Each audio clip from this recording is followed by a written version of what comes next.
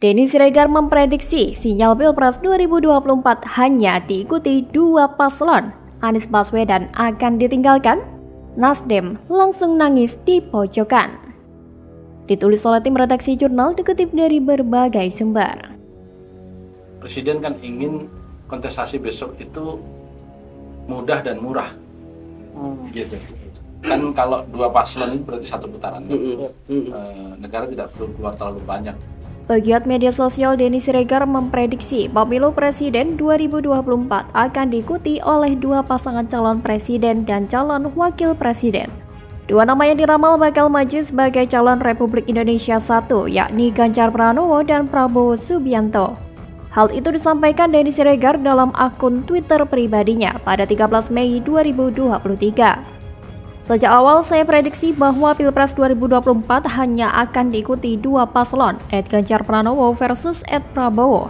El Clasico karena GP representasi Jokowi. Dua paslon ini disambut gembira semua partai karena Pilpres cukup satu putaran. Ujar dia seperti dikutip dari WE News 40. Anies Baswedan akan ditinggalkan karena suaranya makin lemah.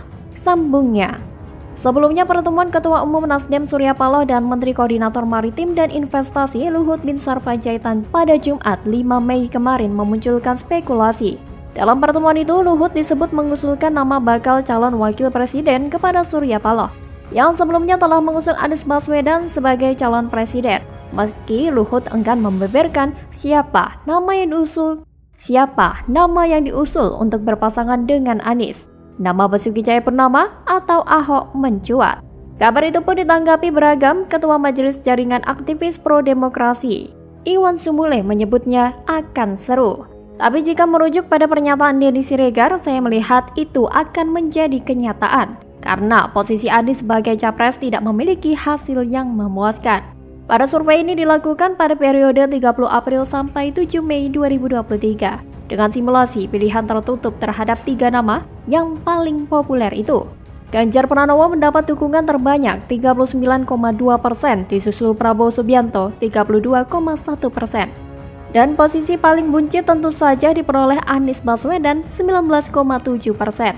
Berarti, jika dibandingkan dengan survei terakhir, ada kenaikan suara Ganjar sebesar 6%, sedangkan Prabowo hanya naik tipis 0,6%. Dan Anies justru merosot alias minus 4,5%. Jika tidak ada kejadian luar biasa, maka tampaknya peluang Anies untuk merangsek kedua besar untuk menggeser Prabowo akan terlihat semakin sulit. Malah bukan tidak mungkin jika nama di luar ketiga orang itu mendadak mengalami keajaiban. Pada 1-2 bulan nanti, popularitas Anies yang tergerus akan membuatnya tergeser. Jarak sekitar 12% antara Anies dan Prabowo itu lumayan jauh loh. Dengan posisi pemilih yang akan semakin paten menjelang pendaftaran paslon pada Oktober 2023.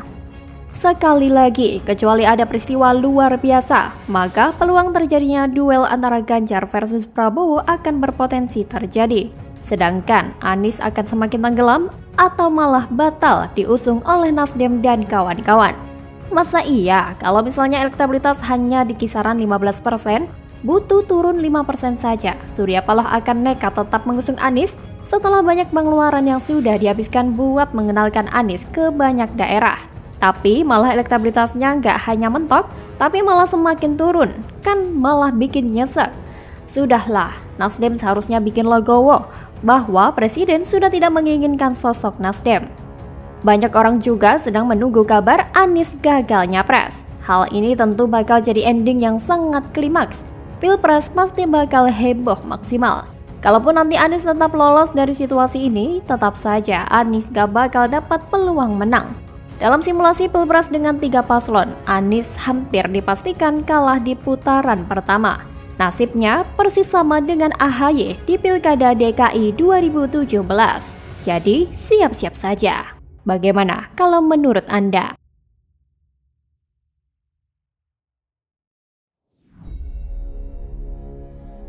Kalau mau jujur nggak ada. Nggak terlalu bercanda. Kawan-kawan wartawan terlalu serius menanggapinya. Kena candaan Pak Luhut.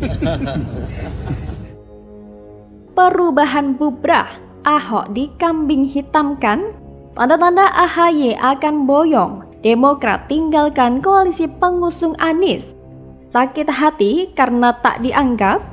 Ditulis oleh tim redaksi jurnal, dikutip dari berbagai sumber.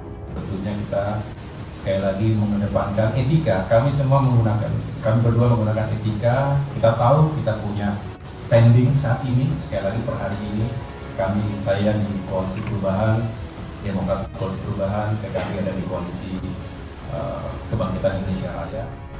Terdapat tanda-tanda Ketua Umum Partai Demokrat Agus Harimurti Yudhoyono akan meninggalkan Koalisi Perubahan untuk Persatuan yang mengusung bakal Capres Anies Baswedan. Hal ini terlihat melalui analisa pegiat media sosial John Sitorus mengenai rencana AHY untuk bertemu Ketua Umum Partai Gerindra Prabowo Subianto, didampingi Ketua Majelis Tinggi Demokrat Susilo Bambang Yudhoyono. Menurut John, hal tersebut terjadi karena perang dingin di Koalisi Perubahan tak kunjung usai, sehingga AHY perlu bermanuver untuk menyelamatkan Demokrat.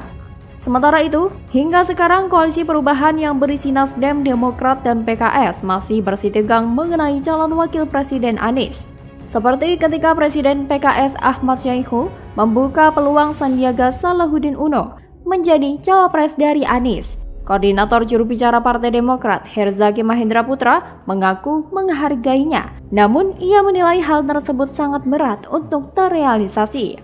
Di samping itu, Partai Demokrat berpegang pada prinsip bahwa cawapres Koalisi Perubahan untuk Persatuan diputuskan oleh Anies, di mana kriterianya disusun oleh tim kecil dari Partai Nasdem, Partai Demokrat, dan PKS.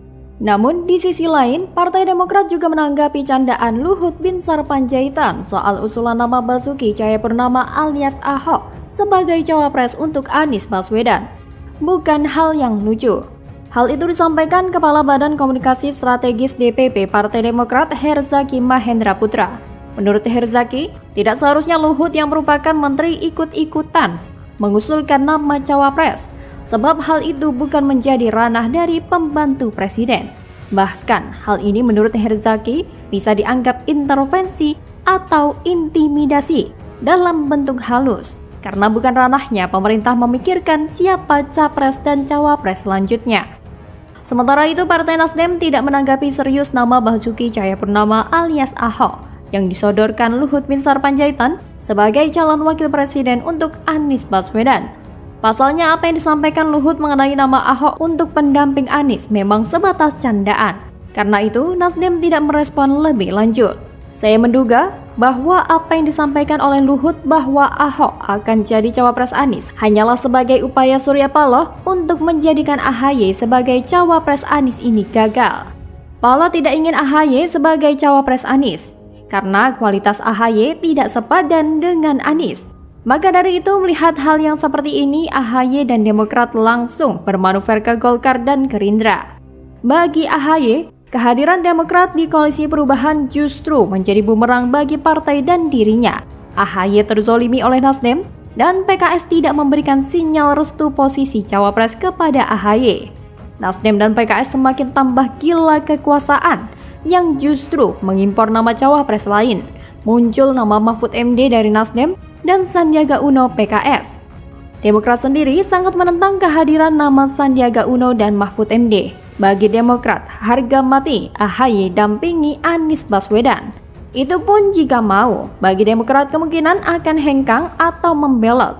Jika kebutuhan AHY tidak diakomodir, Koalisi Perubahan dan Anies Baswedan akan ditinggalkan.